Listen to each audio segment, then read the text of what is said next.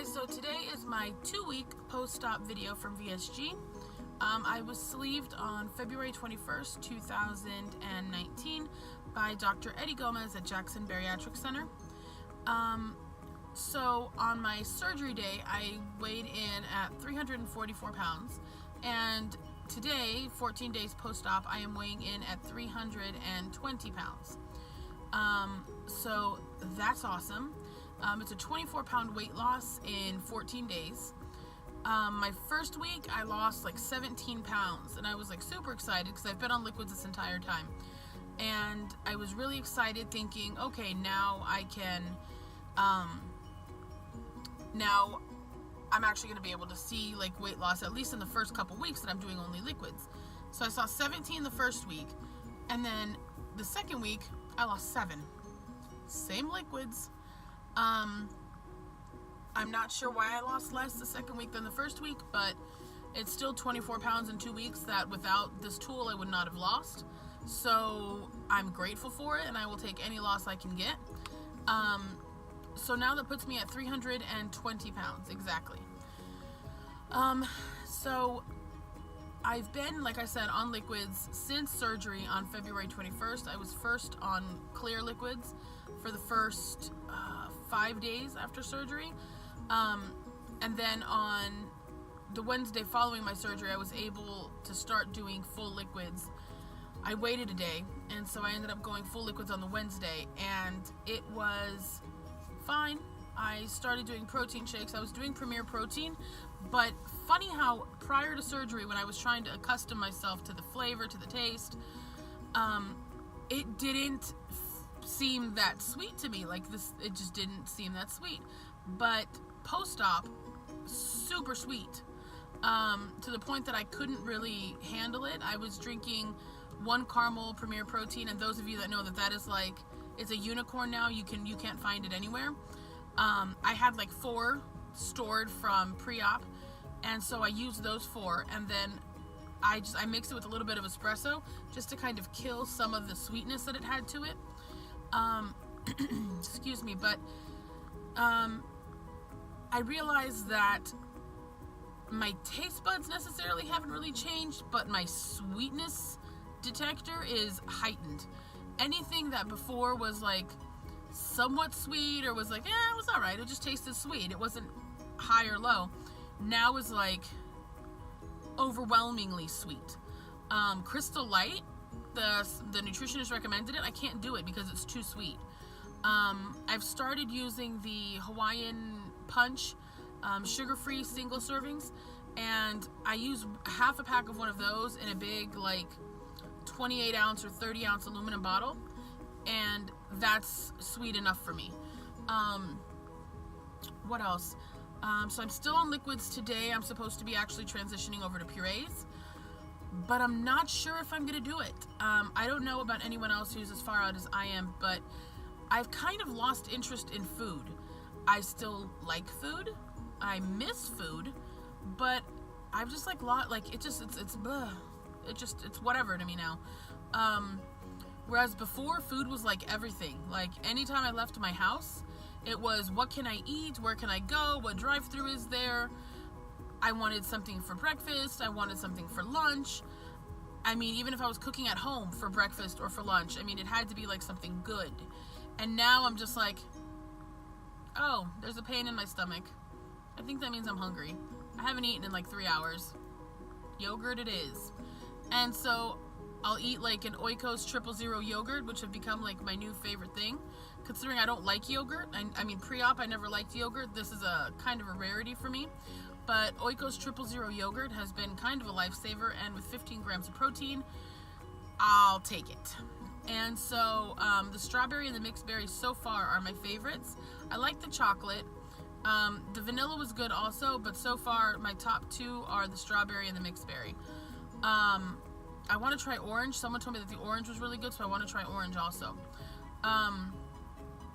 But that's kind of been like my mindset. I don't know what's happened this last week. I know my husband, he had gastric bypass like 15 years ago, so he kind of tells me, okay, now this, you're going to go through this, and now this is going to happen, and you're going to start feeling like this. And I was like, psh, yeah, right. I'm not going to feel like that. Well, let me tell you, I feel like that. He warned me that I was going to start feeling kind of like sad, kind of like just kind of depressed. And let me tell you, I have been 100% down and like gloomy and depressed for, I would say, the last 2 or 3 days. It's just been a lot of emotions. I guess emotions that normally I would just eat to either put at bay, or I would eat to comfort myself or whatever. I can't do that anymore. So now those feelings are all just kind of sitting there, and I guess that maybe that's what's making me lose interest in food. I'm just kind of blah, like my mood is just blah. So I don't know, I want to feel better about it, but just as of right now, I'm not. I mean, I was looking really forward to purees. Like the whole first week, I was like, can't wait till I'm off broth. Oh, I can't wait till I have purees. I want some refried beans, or I want ricotta bake, or I want this, or I want that. And now I'm here, and I'm just like, I'll just do liquids again today. I don't care. I'll just do liquids. I'll stick to liquids. Liquids are what I know my stomach likes right now, what I know that I can handle, doesn't cause me pain. So I'm sticking to liquids. And like I realize eventually I'm going to have to be off liquids, right? Like I'm going to have to transition to purees. I'm going to have to transition to soft foods and then to regular food. And I don't know. Like I'm kind of bummed out about it. Like I think I'm having like a pity party for myself maybe at the fact that like I finally feel like my relationship with food is nearing its end. And this is kind of like, I don't know, like a new thing for me, you know? For 38 years, it's always been food made me happy. I had this uncle when I was a little girl that he was literally like the joy of my life as a child. And he loved me beyond compare of anything. And anytime I would be sad, he would hand me a ding dong, you know, the little chocolate, like filled with like white cream, and in the little foil packets. And I remember my mom one day was like, stop giving her ding dongs, it's not healthy, it's lots of sugar. And mind you, people, this is like 1985, 1986. I was a little kid. I was like 6 or 7 years old. I mean, I was tiny. And stop giving her that. And he had one behind his back, and he literally passed me it behind his back as my mother was scolding him. And every day after school, he would pick me up from school and he would take me to McDonald's, and I always got a Happy Meal. And it was either hamburger, obviously a cheeseburger, or chicken nuggets. And I was telling my mom last night that I really think that that's where my correlation with food is the equivalent to happiness came from. I think it started at a really young age, and I've just always loved food. I've always been a foodie. Always. As far back as I can remember. I love like different cultural foods. I love Thai food. I love trying different food. I love cooking. Like, I'm half Hispanic, so I love making culturally food that is from where my mother's from, which is Honduras, but making cultural food for my kids and having them taste what, you know, their family in that country is eating. And it's, I guess, kind of sad for me now that I realize that I'm not going to be able to enjoy those foods anymore. Of course, I can still cook them, but I'm not going to be able to enjoy them at least the way that I used to. And I'm hoping that I somehow find a balance so that I can still find my happiness, you know, but not overindulge like I always did. I mean, for me, it wasn't a slice of pizza. For me, it was almost an entire pizza. It wasn't, you know, 2 normal sized tacos. It was, you know, 5 tacos. So it was, you know, it was a lot of overindulgence. And I don't know, I guess food just has always been my happy place. And now that I don't have that happy place, I don't know. I guess we'll see how it goes as the weeks progress. So I'm still liquids, like I said. Supposed to be doing purees today. I don't know. It may not happen today. It may not happen this weekend. It may not be until next week. I'm just kind of trying to deal with my emotions. My surgeon told me that there's no rush, that I don't need to switch over to anything. I didn't need to start purees necessarily on that specific day if I didn't feel like it. Because I was asking him, I was like, can I please get off of liquids?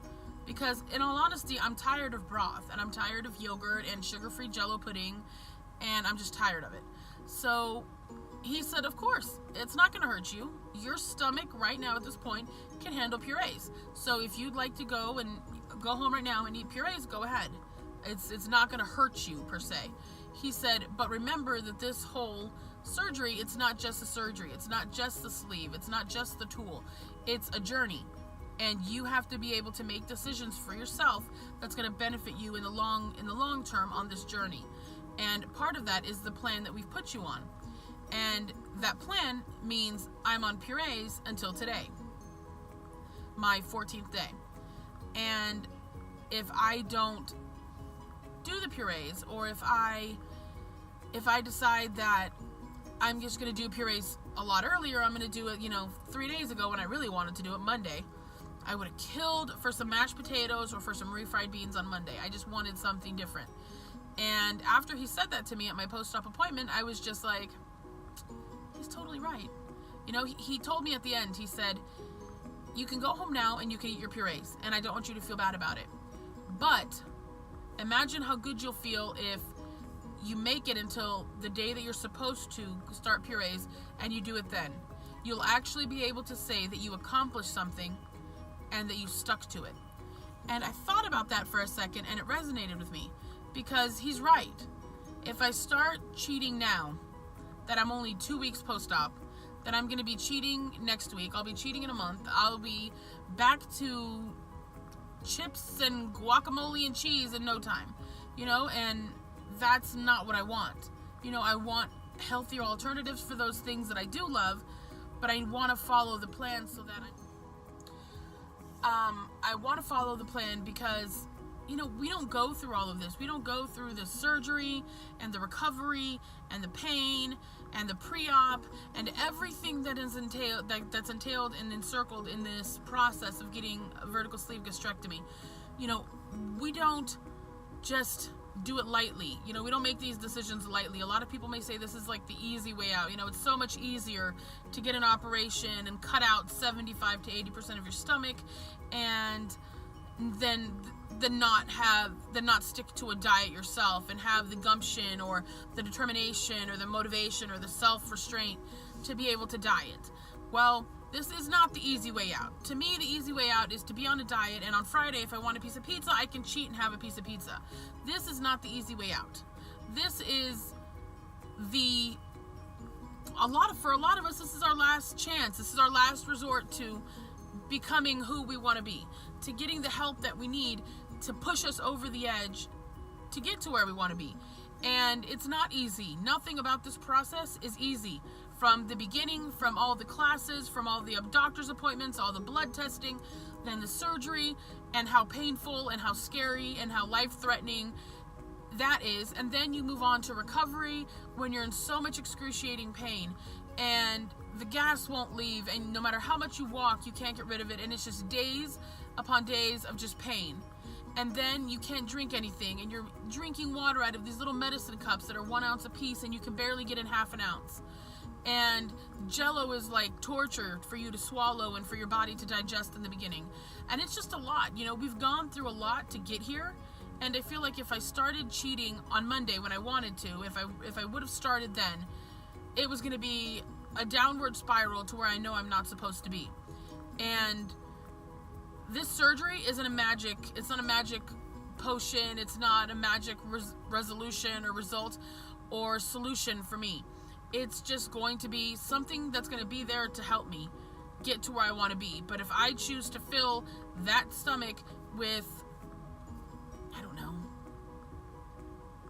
a lot of bad stuff, candy, not popsicles, because let's be honest, but candy, marshmallows, chocolate, consumption of chocolate, potato chips, Doritos, hamburgers, cheeseburgers, chocolate sundaes, all the things that I used to love.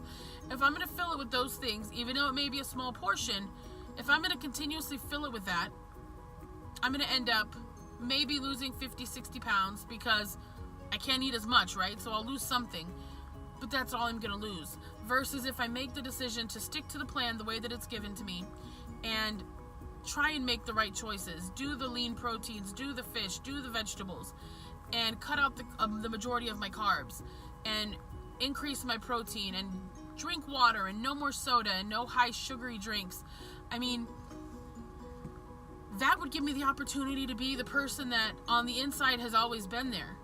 But she has been 100% lost since her mid-20s. And I think back about that, and it's sad. You know, like, that's like your prime, you know, your mid-20s to your 30s. I was a mom at 25 of my first son. I was in a horrible relationship. And at the time, you know, I didn't know it. I loved him. I was willing to, you know, do anything. Stupidly, I was willing to do anything, to say anything, to be anything, to make that relationship work. And it was pointless. You know, by the time I was 26, I was having another baby. And I think I had him when I was 27. I had my second son. And it was, you know, it was another child. And there I was, single mom of 2 kids. And the years progressed, and I kept gaining weight, and I finally met my husband years later, and we had now my 5-year-old daughter. And since I gave birth to her, the weight just kept building and building and building. And I'm here. You know, I got to the highest weight that I've ever been, which is 344 pounds. Never in my life. Like, my highest weight before was like 260. That was a lot. And now 344. I mean, it was huge. It was a huge number, and it was terrifying, and it was scary. And I remember trying to back out of this surgery. I would tell my husband, no. I don't want to die. I think I'm going to die if I have surgery, and I don't want to die. I have 3 kids. They need me. I'm not going to risk my life by having surgery just to lose some weight. I mean, that's so vain. I'll just be who I am right now, and at least I'm here for my kids. And then he said to me one night, he said, "You think so? If you stay the way that you are now, or you gain any weight, within 5 years, by the time you're in your 40s, you're going to start to have side effects from your weight. You're going to start needing medication. You're going to start getting sicker. Who knows? I may have a heart attack. I may have a stroke. And then you won't be around for them. So you can take a risk now and do something about your weight, or you can continue to be who you've been for the past few years and not do anything about your weight, continue living this way, and then one day you'll be dead and the kids won't have you." And when he said that, I was like, oh my gosh, he's right. He's totally right. Like, I'm not getting any younger, people. I'm 38. You know, I'm not getting any younger. And I realized that it was true. You know, if I continued at the weight that I was, like, I couldn't walk around Walmart to go do groceries or go to Publix, our grocery store here locally in South Florida. I couldn't do any of that because, I mean, I could, but I was in pain. You know, I would push the car and I could feel like halfway through Publix, I was like, oh God, I just want to sit down. Do we really need that gallon of milk? I mean, do we really? No, we don't. But we did. So it became really hard, and day-to-day life, and having a 5-year-old daughter who is just absolutely beautiful and full of energy.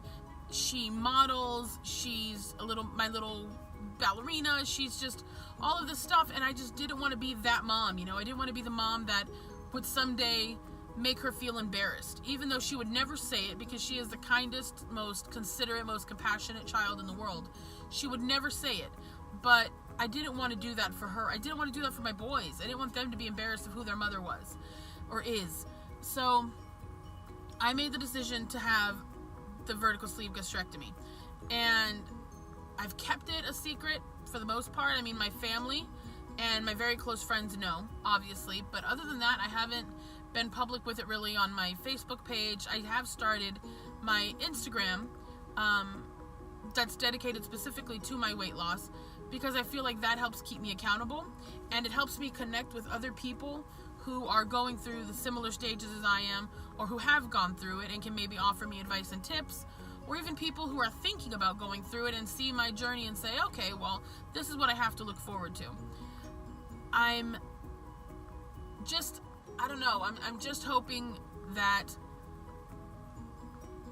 this allows me to be the mom that I've wanted to be the wife that I've wanted to be the person that I've wanted to be, because at the end of the day, the wife and the mom doesn't matter if I'm miserable with myself. And I feel like for the last few years I have been miserable with myself. So this 24-pound loss in 2 weeks has definitely motivated me. It's gotten me excited about my future, about where I can go, how far I can go, how much weight I can lose. I was talking to one of my Instagram friends, Never Say Never Fiona, and she said, for the first time ever, I'm excited about summer. And I was like, it hit me. Holy cow, I can be excited about the summer now. I'm so excited to see us, because we had surgery on the same day, to see us at a year out, to see how far we've come, to be excited about, I live in Miami, in South Florida, so for me, it's to be excited about taking our boat out on the ocean and enjoying myself and not being self-conscious for the entire amount of hours that we're out on the water because of all the other beautiful bodies around me. Or being able to take my kids to the beach and not wearing, shorts and a t-shirt because it's embarrassing. Just being able to be outside and enjoying my kids and enjoying the summer and enjoying my time with them while they're still this age. I haven't ever really been excited about summer.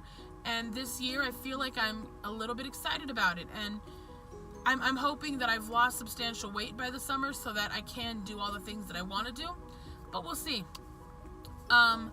So that is, I guess, my thoughts now going into week 3. Post-op. Not sure how purees are going to go.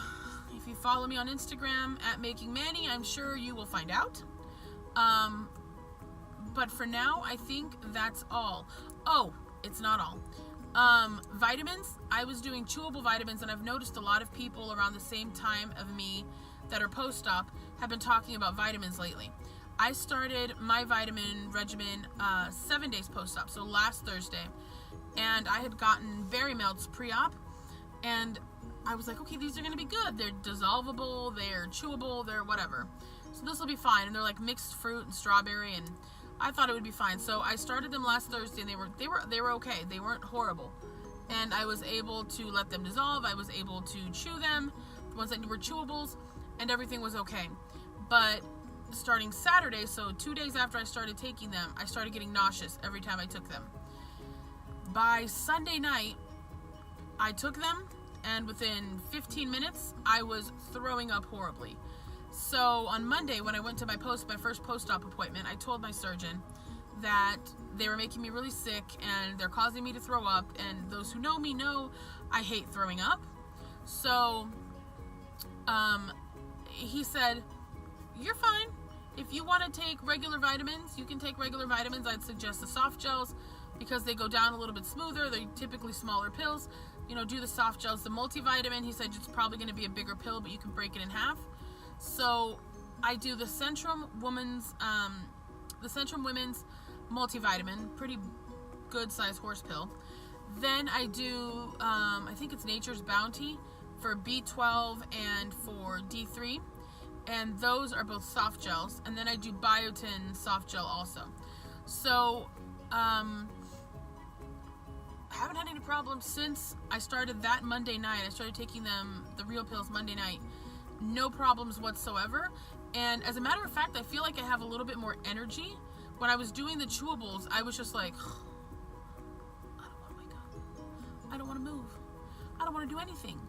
And now that I'm taking the swallowing pills, the swallowable pills, I'm not super exhausted. I'm kind of up. I feel pretty normal for the most part. But the swallowing pills have definitely been 100 times better for me. I mean, he had me on Percocet pills swallowing from the moment I left the hospital. So I've been swallowing pills this entire time. I know a lot of surgeons have told their patients, liquid, they give them liquid pain medicine and don't swallow pills. Fortunately, my surgeon allows me to swallow pills, so that is what I'm doing, and that's currently what's working for me. Also, incision pain. We're 2 weeks post-op. I expected to not be in so much pain, but my incisions hurt. The worst is my belly button, by far, my belly button. And he said that he had to make a larger incision in the belly button because that's actually where he pulled out the stomach. So that explains why I've been in so much pain.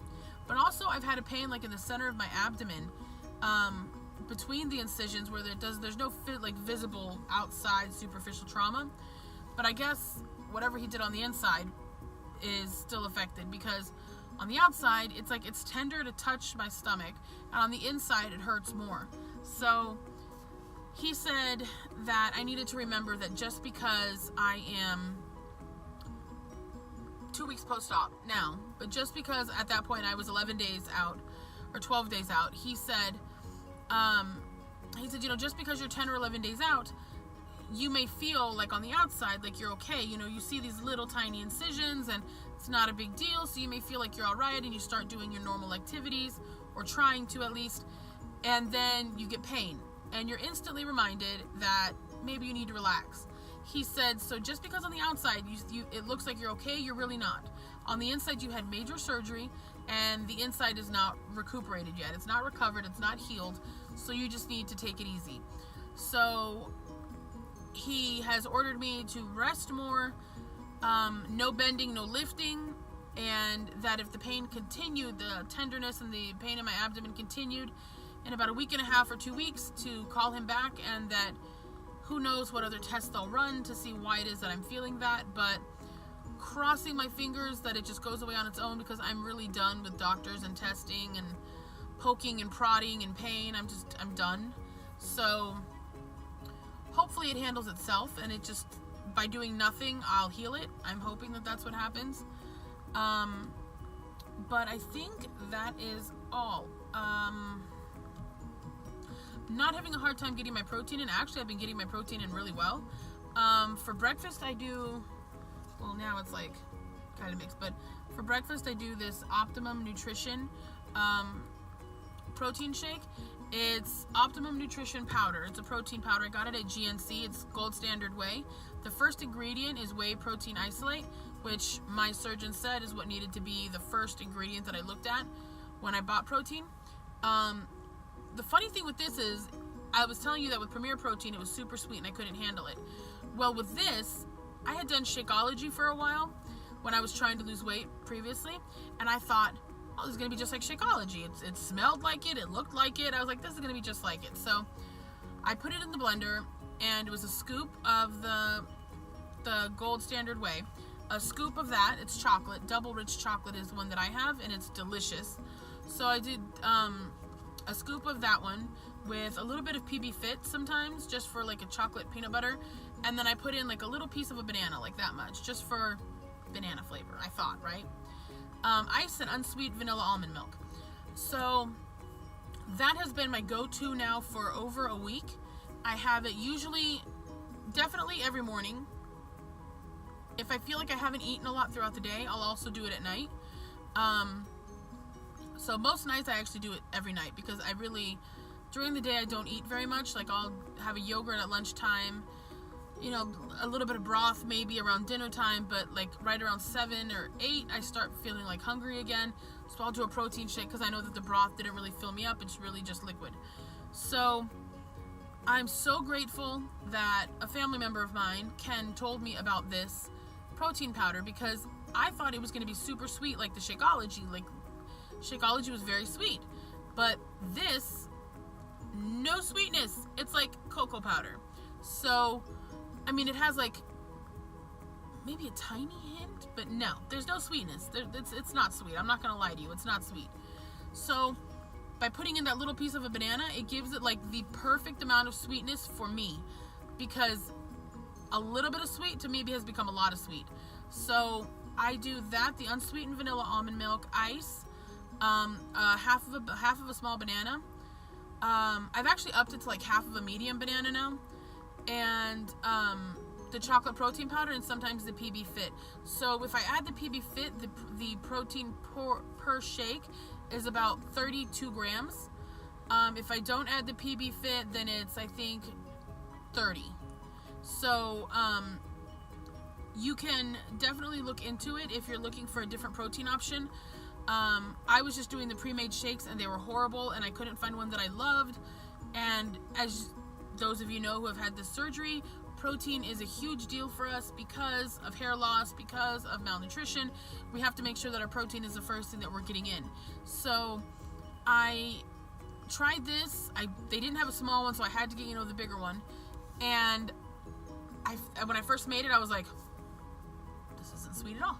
I'd been so used to the pre-made shakes that this was like no sweetness. And I was like, great. Now I have to take it back. And I even Googled GNC's return policy.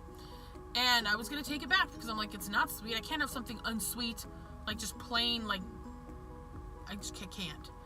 I needed flavor. I'm being limited in every other aspect, so flavor was something that, like, I really wanted.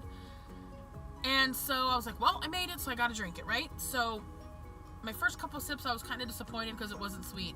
By the time I got through half, I was like, not bad.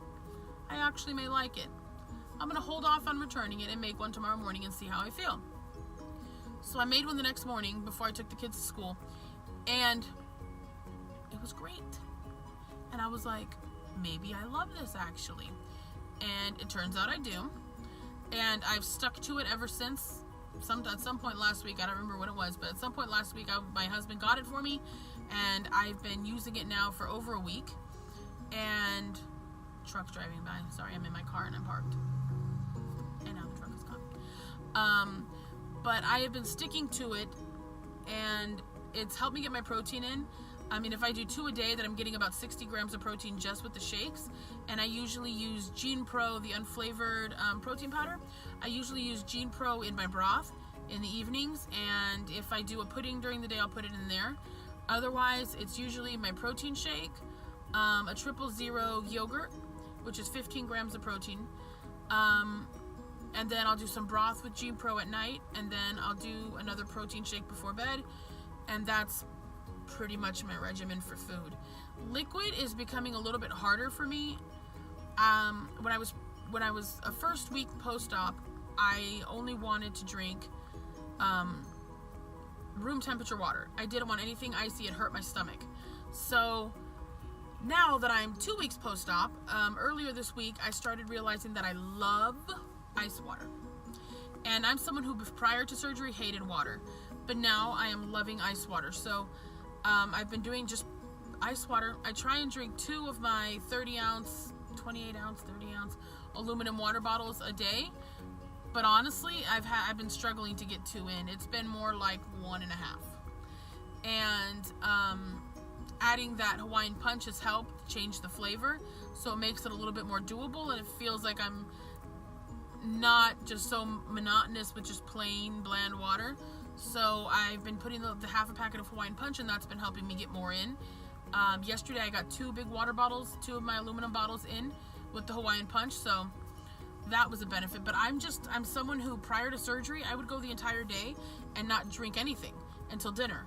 And so this kind of made me realize, oh boy, I was hoping post-op something would just kind of click and would make me thirsty, but no, that is absolutely not the case. And someone recommended that I set an alarm on my phone for like every 15-20 minutes to make sure I'm drinking. So I may try that just to see if it helps me. But that's been a struggle. Liquids have been a struggle. Let's see, I don't know what else I covered. Vitamins, liquids, protein, incision pain, post-op. I'm thinking that's it. I don't really know. So I'll post another video next week. For 3 weeks, we'll see if I'm on purees by then. We'll see how I'm handling the purees by then. Fingers crossed again, if I do go on to purees, that everything goes well with them. But we'll see. I don't know.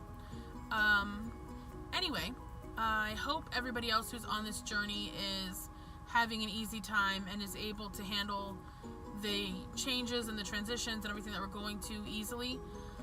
I know emotionally it's hard. I know people don't like to talk about the emotional side of VSG.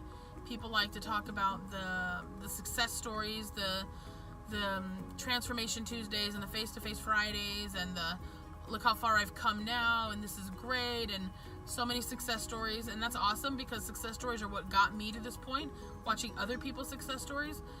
But I think knowing the truth about the emotional side of the surgery and the good, the bad, and the ugly is really important also. And that's another part of what helped me get to here, to know really what I was going to be facing and everything that I thought it was going to be, it has been. And there's definitely been some things unexpected. There's definitely been challenges. But overall, I mean, I think so far it was a great decision. 24 pounds lost in 2 weeks, I'm really excited about. And I'm excited to see where I am at a month out, and 3 months, and 6, and 9, and 12, and we'll see. So I will be back next week for week 3 post-op, unless I come up with something clever in between then. Otherwise, I will see you next week, and I hope that you watch the video. I hope you like it, you subscribe to it, and you share it. I hope you guys have a great day. See you next week.